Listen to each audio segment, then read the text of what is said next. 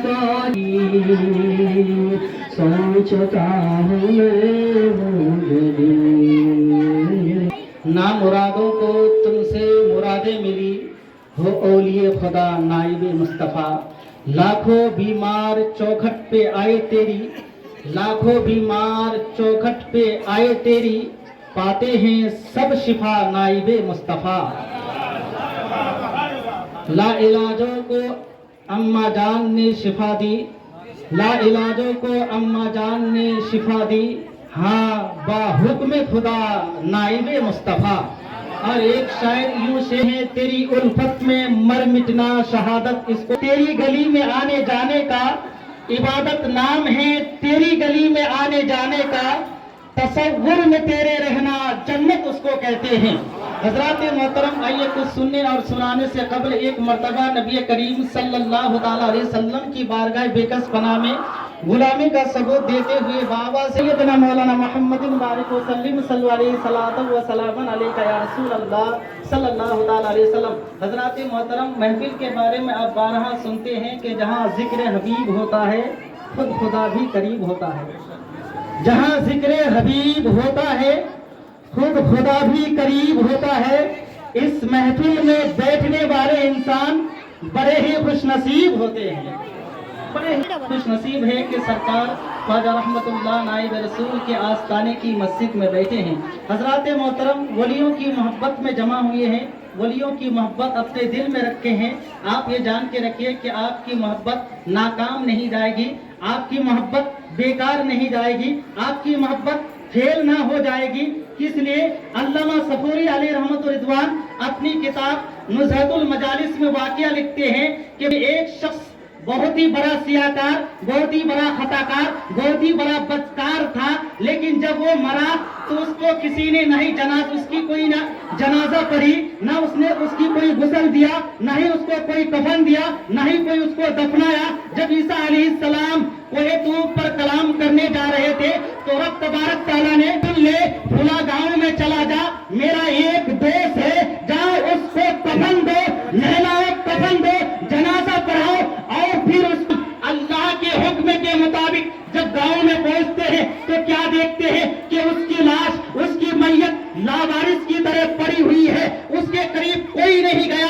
मूसा अलैहिस्सलाम अपने हाथ से नहलाते हैं, फिर जनाजा पढ़ते हैं, दफनाते हैं, दफनाने के बाद मूसा अलैहिस्सलाम कोहे तूर पर जाते हैं, रब से कलाम करते हैं, ए मेरे रब्बुल आलमीन, उसके गुनाहों की वजह से लोग उसके करीब नहीं गया, उसकी वजह से, उसके गुनाहों की वजह से लोग उससे दूर थे। मौला आखिर क्या बात है, तूने मुझे गुस्ल देने का, जनाजा पढ़ने का, नमाज पढ़ने का, दफनाने का हुक्म दिया। अल्लाह फरमाया मूसा कि सुन ले, वो गुनहगार था, बदकार था, सियाकार था, खताकार था, और बात थी, लेकिन उसकी एक अदा मुझे पसंद आई जिसकी वजह से मैंने उसको बख्श दिया। मूसा कहते रब्बुल आलमीन बात क्या है, आखिर वो कौन सी अदा थी जो तुझे पसंद आई? तो उस वक्त रब फरमाता मूसा कि सुन ले, उसकी ये अदा पसंद आई, वो हर दिन रात को ये पुकारा करता था, मौला मैं बदकार हूँ सही, लेकिन तेरे वलियों से मोहब्बत करता हूँ, जो तेरे वलियों से दुश्मनी रखे उससे मैं दुश्मनी करता। मौला अगर मेरी ये अदा पसंद है तो मेरी गुनाह माफ फरमा दे। ए मूसा, बस यही अदा पसंद आई, उसके गुनाह को माफ फरमा कर जन्नती नहीं बल्कि उसे अपना महबूब बना लिया। तो वलियों की चौखट पर आए हैं हजरात मोहतरम, मनु व काम यत्तकून के ईमान वाले और मुत्तकी वाले। हजरात मोहतरम, इस फुरकती दौर में आप देखें कि हर तरफ जाली पीर भी घूम रहे हैं, और साथ ही साथ मेरे दोस्तों जाली पीर के साथ उनसे अजब किस्म की करामतें जाहिर हो रही है। आज के इंसान असली और नकली को तो पहचान लेता है, वो जानता है कि कौन सी घी असली है और कौन सी घी नकली है। मेरे दोस्तों, वो ये भी जानता है कि कौन सा तेल अच्छा है, खाने से सेहत बनती है, कौन सा तेल सब्जी में डाले सेहत बिगड़ जाती है। वो ये भी जानता है कि घर बनाए तो कौन सा लोहा असल है और कौन सा लोहा नकल है। इसी तरीके से इंसान जब सीमेंट खरीदने के लिए जाता है तो वो भी जान लेता है कि इस घर से अगर मैं बिल्डिंग बनाऊं तो इसकी इमारत बहुत देर तक नहीं रहेगी बल्कि टूट जाएगी। लेकिन असल सीमेंट को खरीदूंगा तो फिर इसकी इमारत बहुत देर तक कायम रहेगी। लेकिन हजरत मोहतरम, इंसान जीते जागते में जब रहता है तो असल और नकल का पहचान कर लेता है, लेकिन ये नहीं कर पाता कि आखिर मैं वली किसको मानूं, आखिर मैं मुर्शिद किसको मानूं, आखिर मैं पीर किसको मानूं, हजरत मोहतरम मानूं किसको। और कुरान पाक मुताला करे, कुरान पाक से पूछे, ए कुरान तू ही बता कि आखिर हम वली पीर किसको माने, हम मुर्शिद किसको माने। तो कुरान कह रहा है अल्लज़ीना आमनू व कानू यत्तकून, वो लोग जो ईमान वाले हो और अल्लाह से डरने वाले हो, अल्लाह वाले से। हजरत मोहतरम, और एक दूसरी बात है कि आज हमारे समाज में बहुत सारी माएँ बैठी हुई है, ये बार बार ख्वाब की शिकायत। कोई बैठे तो ख्वाब, खाना दोपहर का खाना खाने के बाद कैलूला करना सुन्नत है, उस कैलूले में भी थोड़ी उसकी आग लगी तो उसको ख्वाब की बशारत हो ही जाती है।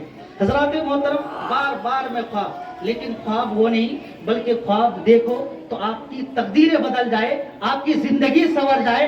आप सरकार के आस्थाने पे आए और आकर के झूठे ख्वाब गढ़े, झूठे ख्वाब गढ़े बनाए। हजरत मोहतरम, सरकार का करम कभी नहीं होगा, अम्मा जान का करम कभी नहीं होगा, लेकिन आप सही अकीदत के साथ आएंगे तो सरकार दिलों की बातों को भी जानते हैं। अब इससे वो लोगों को नबी करीम सल्लल्लाहु ताला अलैहि वसल्लम की जियारत कराते थे, नबी करीम सल्लल्लाहु ताला अलैहि वसल्लम की जियारत कराते थे।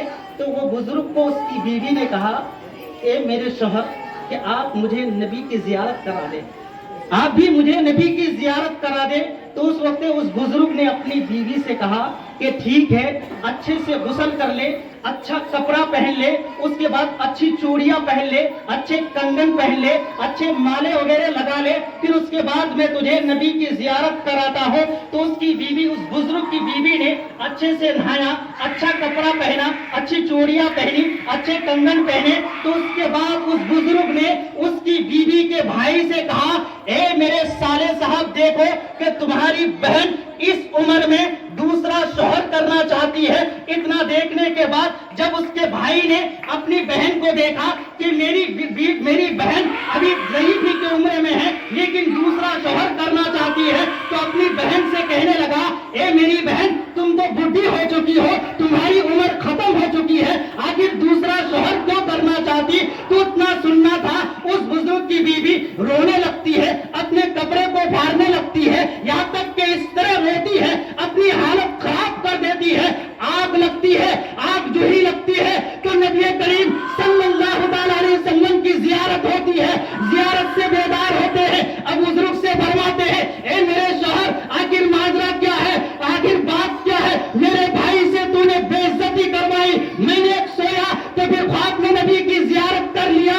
तो बुजुर्ग फरमाते हैं, ए मेरी बीवी के सुन ले, जब तू जियारत चाह रही थी, तेरे दिल में तकब्बुर थी, तेरे दिल में घमंड थी, तू मुझे हकीर समझ रही थी, लेकिन जब तेरे दिल से घमंड दूर हो गया तो नबी की जियारत भी हो गई, नबी की जियारत भी हो गई। तो हज़रत मोहतरम, तो नबी की जियारत करने के लिए, नाइब रसूल की जियारत करने के लिए वैसा दिल पैदा करना पड़ता है। झूठ बोल करके, झूठे ख्वाब बना करके, झूठे बहाने बना करके नहीं, आप सही अकीदत से आए। सरकार ख्वाजा रहमतुल्लाह नाइब रसूल आपके दिलों से भी वाकिफ है मेरे दोस्तों। किताबों में आता है कि नंदियाल से एक शख्स सरकार ख्वाजा रहमतुल्लाह नाइब रसूल को सवाने हयात में लिखते हैं, लिखने वाले लिखते हैं हजरात मोहतरम के नंदियाल से जब खत लिखते हैं तो सरकार ख्वाजा रहमतुल्लाह नाइब रसूल उस खत को पढ़ने के बाद रख लेते हैं। कुछ महीने के बाद उसी खत लिखने वाले इंसान से मुलाकात होती है। तो सरकार ख्वाजा रहमतुल्लाह नाइब रसूल खत लिखने वाले इंसान से कहते हैं, ए शख्स, तूने जो खत लिखा था, खत में नाजेबा अल्फाज, नापसंदीदा अल्फाज लिखा था, कोई बुरा लफ्ज लिख दिया है, आखिर क्या बात है। वो खत लिखने वाला शख्स से कहने लगा, हुजूर, मैंने कोई बुरा लफ्ज, कोई नापसंदीदा लफ्ज, कोई नाजेबा लफ्ज नहीं लिखा है। तो सरकार ख्वाजा रहमतुल्लाह नाइब रसूल अपने जेब से खत को निकाल के देते हैं, हाजिरीन में से सभी पढ़ते हैं, लेकिन खत में नाजेबा लफ्ज, ना पसंदीदा लफ्ज, کوئی برا لفظ نظر نہیں آتا، کوئی بری بات نظر نہیں آتی. سب لوگ کہتے ہیں سرکار خط میں تو نازیبا لفظ نہیں ہے، ناپسندیدہ لفظ نہیں ہے. سرکار خواجہ رحمت اللہ نائب رسول خط کو لے کر کے اپنی شہادت کی انگلی رکھتے ہیں اور حاضرین مجلس کو فرماتے ہیں، اے لوگوں اب خط کو پڑھو، اب تمہیں کیا نظر آتا ہے؟ جب سارے لوگ پڑھتے ہیں تو خط میں برا لفظ، ناپسندیدہ لفظ نظر آ جاتا ہے. خط لکھنے والا سرکار کے قدموں میں گرتا ہے اور کہتا ہے حضور مجھ سے غلطی ہو گئی، جب میں خط لکھ رہا تھا تو میرے دل میں خیال آیا تھا کہ برا لکھو، اب مجھے پتا چل گیا ہے جو اللہ والے ہوتے ہیں تو وہ دل کی باتوں کو بھی جان لیا کرتے ہیں، دل کی باتوں کو بھی جان لیا کرتے ہیں. آپ کس مقصد سے آئے ہیں، کس غرض سے آئے ہیں؟ تو سرکار خواجہ رحمت اللہ نائب رسول اس مقصد کو اور اس غرض کو جانتے ہیں. میرے دوستو سرکار کس مقصد سے آئے ہیں. لیکن حضرات محترم وہی بتایا کہ بنانے سے نہیں ہوتا میرے دوستو. آج یہ بھی اسی طریقے سے بہت سارے جعلی پیروں کے مرید بھی گھومتے ہیں. جس طرح وہ جاہل تو اس کے مرید بھی جاہل ہوتے ہیں، اس کے مرید بھی جاہل ہوتے ہیں. تو اسی طریقے سے ایک اچھے جانکار حضرات سے میرے کا ایک اچھے جانکار سے مقابلہ ہوا تو وہ جاہل مرید کہنے لگا، اپنے پیر کی خاصیت گنانے لگا. اپنی پیر کو اس حالت میں ڈھونڈتا جب تیرے پیر نے کبھی وضو کیا ہو، جب تیرے پیر نے وضو ہی نہیں کیا. اسی طریقے سے آج بھی میرے دوستو آپ کے سامنے بہت سارے ایسے لوگ ملیں گے تو کبھی نالی میں، جو کبھی نالی میں ملے گا تو کبھی اور جگہوں میں ملے گا، کبھی اور جگہوں میں ملے گا، کبھی آپ کو پھنسائے گا. اسی طریقے سے آپ کو دکھانے کے بعد آپ کو پھندے میں لے گا. لیکن وہ شخص کبھی شریعت کے قریب نہیں آیا، کبھی شریعت سے کبھی دل نہیں لگایا، کبھی شریعت سے کبھی آشنا نہیں ہوا.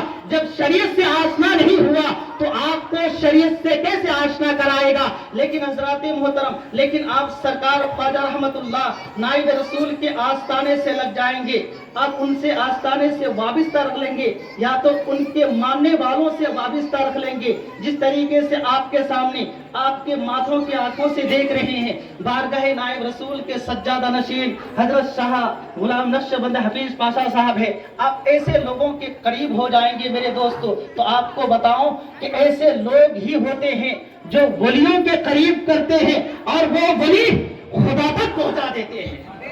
ایسے لوگ ہی ہوتے ہیں جو ولیوں کے قریب کرتے ہیں پھر خدا تک پہنچا دیتے ہیں، وہ ولی خدا تک پہنچا دیتے ہیں. درود پاک پر اللہم صلی علی سیدنا مولانا محمد بارک وسلم صلی اللہ علیہ وسلم.